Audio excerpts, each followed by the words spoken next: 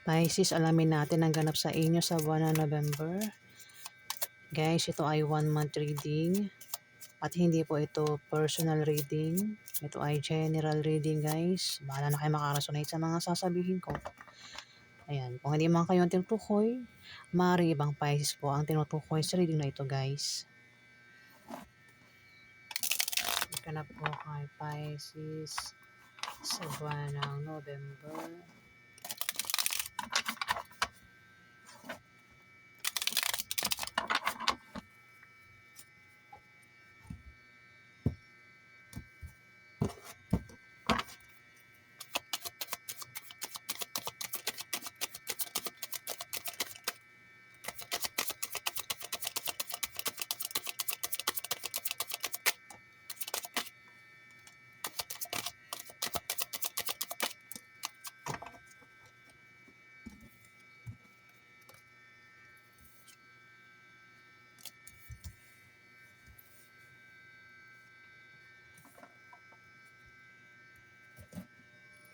Pisces, may 10 of coins dito. Meron kang hindi inaasahang paglago sa kaperahan mo sa buwan ng November. Kumbaga magandang kaperahan mo dito, Pisces. Kung meron kang negosyo, may pag-angat sa negosyo mo. Pwede rin na ito ay lump sum, trust funds, inheritance, solid foundation, privilege, ancestry. Ayan, kung meron kang negosyo, may pag-angat nga sa negosyo mo, Pisces. Meron din pag-ani. Maaaring makatanggap kayo ng pamana o nakatanggap na kayo ng pamana o pension. Pwede mangyari pa lang sa buwan ng November, Pisces. May taong mag-retired na rito sa kanyang trabaho, Pisces. Pwedeng ikaw kung sino man yan. May nag-uusap-usap dito. Ayan, meron kang kausap dito, Pisces, na patungkol sa kaperahan ito. Three of Swords, may tao rito. Pwede nangyari na. Three of Swords, may tao na nakit sa'yo dito. At sobrang nasaktan ka sa taong ito. Pwedeng tinaydor ka nito o baka nakapagsalita ng masakit na salita ito sa'yo, Pisces. At hindi ka pa rin makamove on sa taong ito. Pwede rin naman yan ay kabiguan sa pangarap o kagustuhan mo na hindi nangyari, Pisces. Pero kung titignan mo, no, sa may picture, lumalaban dito si Pisces. May ano siya, 'di ba? May hawak siyang sword. Yung puso mo may kamay, oh. Lumalaban ka rito, Pisces. Kumbaga, kung patungkol sa pag-ibig, meron kang inilalaban dito. Ayan, kung may mga tao siguro sa paligid mo ang tutol sa karelasyon mo, ayan, inilalaban mo ito, Pisces. Diba? Ngayon nakita ng puso na may kamay, yung malaban yung puso mo dito, Pisces. So, inilalaban mo ito. Kung sino mo itong inilalaban mo, Pisces. Kumbaga, sa pag-ibig nga, ipaglalaban mo siya.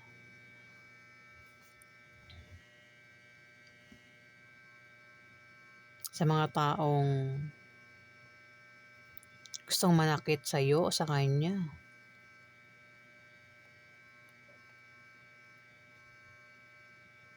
Dito may 9 of coins. Maaaring meron kang karangyaan o yaman ng dahil sa kasipagan mo, Pisces. So, maaaring yan ay mana na natanggap mo, nagaling sa kamag-anak mo.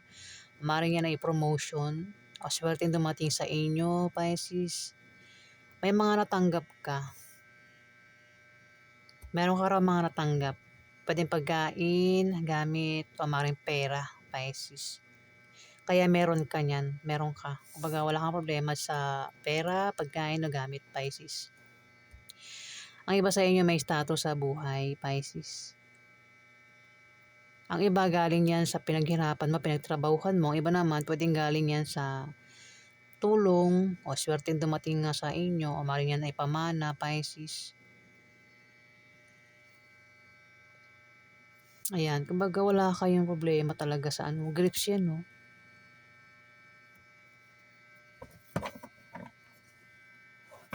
Alamin pa natin ang ganap sa inyo, Pisces. Kasaganahan yan eh, Pisces eh. Ang iba rin sa inyo may alagang ibon ano. Kasi may ibon ako nakita rito. May hawak siyang ibon. May alaga siyang ibon. Iba rito, Pisces.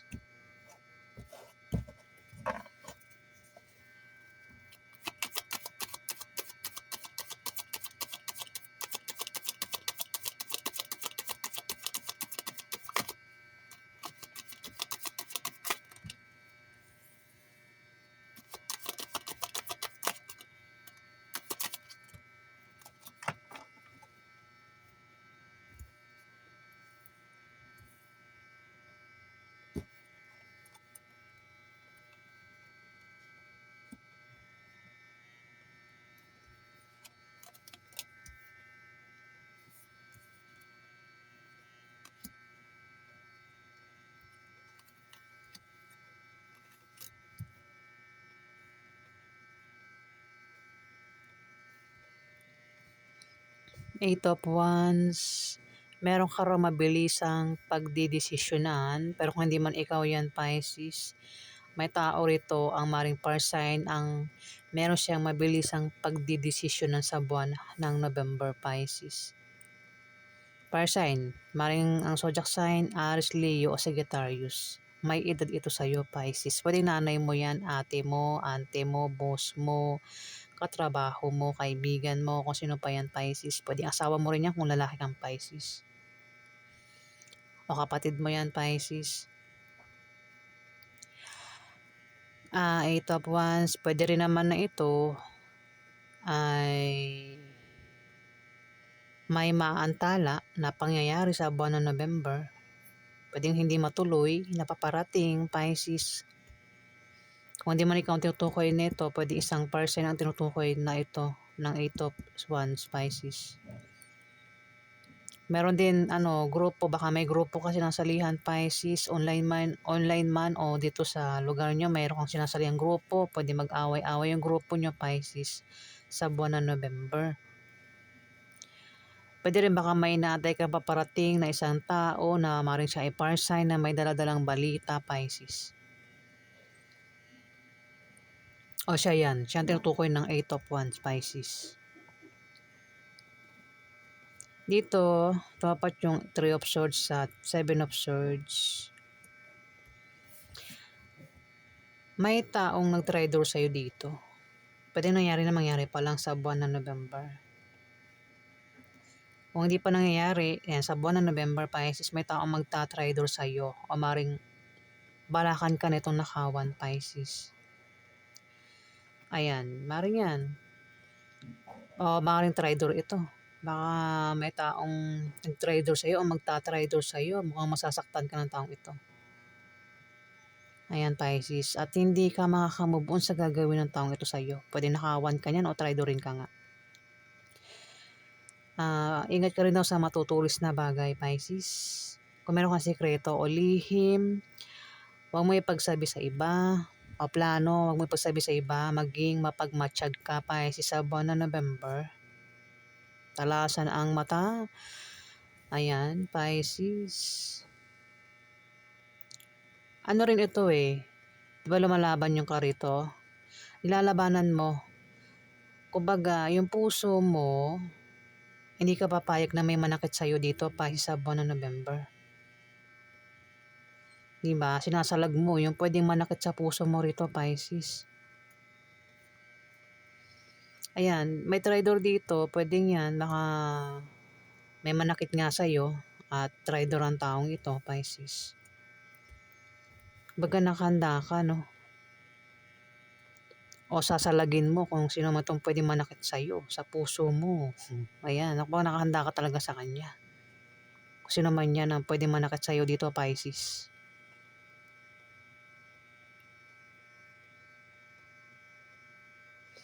Four of Cups, may offer dito. Yun, ingat ka, baka yung offer hindi pala totoo, baka ano lang yan, illusion lang o baka panloloko lang yung offer dito, Pisces. May mag-offer dito, pwedeng operan ka ng pera, ng negosyo, ng bagong trabaho. Ako na pa yung i-offer dito, pwedeng love life, Pisces. Ingat ka lang kasi may traitor o magnanakaw dito, Pisces. Ayan, pag-isipan bago tanggapin yung offer dito. Maaari din naman na ikaw ay makaramdam dito ng katamaran o napapagod na sa kung ano man yung pinaglalaban o napapagod na kayo sa trabaho nyo o sa pag-ibig, Pisces. Meron kayong pakaramdam dito na napapagod na. Ayan, Pisces. Dalawa lang yan. Dito makaramdam kayo ng pagod na, napapagod na, o kung may offer man napaparating, pag-isipan bago tanggapin yung offer. Kasi ano to di ba? Ito, Nine of Coins, ano ito kasaganahan ito Kumbaga, pwede may mag-offer sa inyo ng pera, pag-isipan bago tanggapin, Pisces. Kasi may trader dito. Diba? Alamin kung saan galing yung pera, no? Kung pera yan. Pwede naman kasi yung ibang alok, pwedeng alokin kayo ng trabaho. O basta may alok dito sa inyo, Pisces, na kailangan nyo pag-isipan.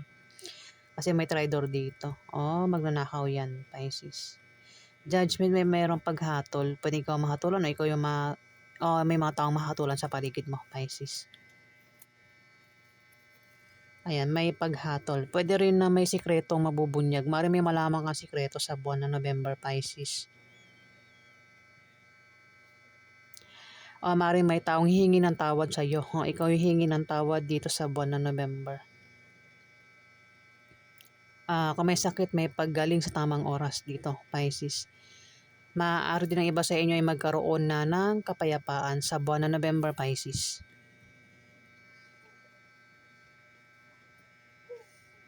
Alamin pa natin yung ganap sa inyo.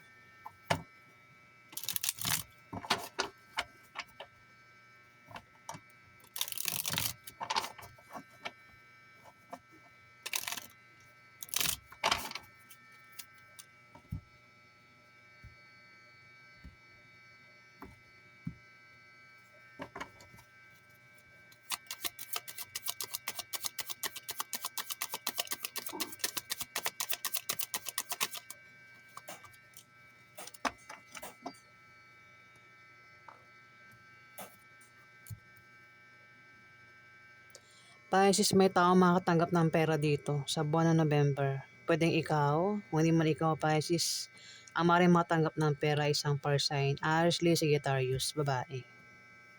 Pwedeng nanay mo yan, ate mo, auntie mo yan. Nabanggit ko na kanina kung sino yan Pisces.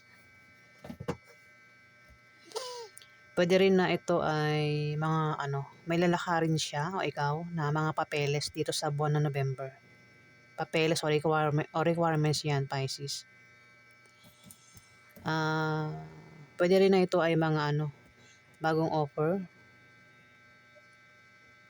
New beginning ito May new beginning sa'yo o kung di man ikaw nga itong sign, Pisces. May new beginning. Pwede mga bagong offer din, mga opportunities ang paparating sa buwan ng November, Pisces. Maring sa'yo o sa isang sign. Kasi may sign dito. Pwedeng ito ay offer na bagong trabaho, bagong pagtayo ng negosyo, bagong pag-ibig. Maaari din na magkaroon ng kasaganahan sa material na bagay o kasaganahan sa pagkain na maring pera ang dumating dito. Ayan, Pisces. Kung sino man yan, pwede ikaw nga o itong sign, Aries, Leo, Sagittarius. O may papeles na nilalakad o lalakarin sa buwan ng November. Pwede ikaw o siya nga. Ayan, paulit na ako. Alamin naman natin, Pisces, yung advice sa inyo ng mga angel, anghel nyo, Pisces.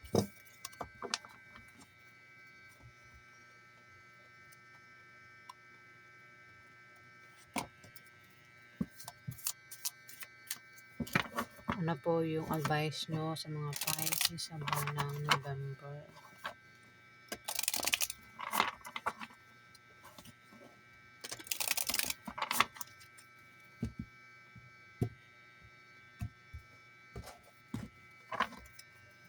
Advice po sa mga Pisces sa buwan ng November.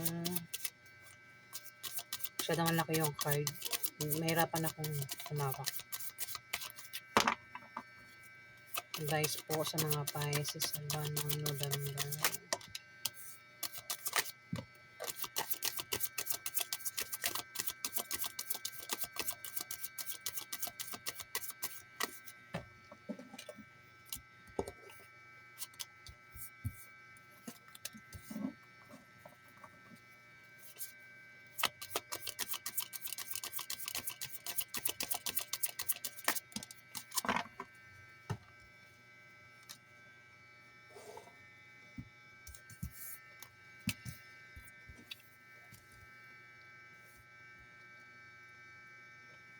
Pisces, ang advice sa inyo ni Archangel Haniel, advice niya, seek soul satisfaction and fan a flame of inner happiness, Pisces. Ulitin ko. Seek soul satisfaction and fan a flame of inner happiness, Pisces.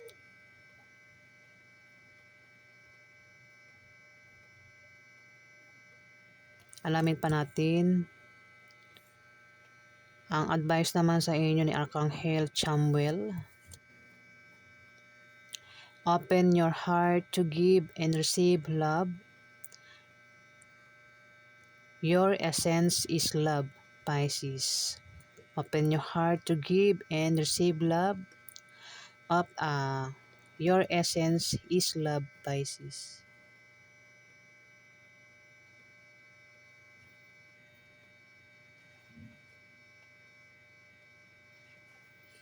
Alamin pa natin yung advice sa inyo. Advice naman ni Archangel Raziel. Seek and you will find, Pisces, and be a wise one. Ayan. Seek and you will find and be a wise one, Pisces.